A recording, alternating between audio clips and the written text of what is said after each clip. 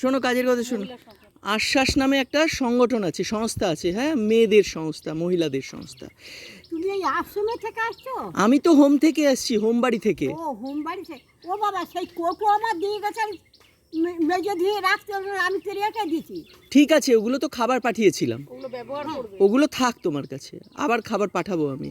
এখন শোনো, আশ্বাস নামে একটা সংস্থা আছে, সেই সংস্থার দিদিরা তোমার জন্য এইসব পাঠিয়েছে, মুড়ি, চিড়ে, চিড়ে ভাজা, চানাচুর, বিস্কিট, দুধ, সার্ফ আছে, এখানে সানলাইট আছে, তারপরে বাতাসা আছে, আলু আছে, গোবিন্দভোগ চাল আছে, হ্যাঁ, সাবান আছে, আরও কি কি আছে।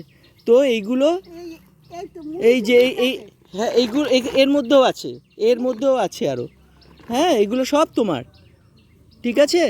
আচ্ছা, তুমি আশ্বাসের দিদিদের একটু আশীর্বাদ করো।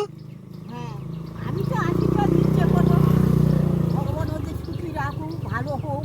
হ্যাঁ, হুম, আরও আর তোমার শরীর এখন ঠিক আছে? শরীর খানিক ভালো, খানিক মন্দ। পারি না বাবা, কী করবো। এই ওগুলো থেকে ভাত এক কোটি রান্না করছে, খাইনি, মুখে ভালো লাগেনি।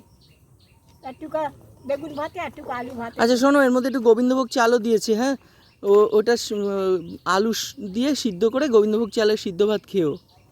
আচ্ছা, হ্যাঁ, হ্যাঁ। ঠিক আছে, আমি যাই তাহলে এখন। লাইটটা কি হলো, হবে না? কোন লাইট? বলে গেলে এর আগে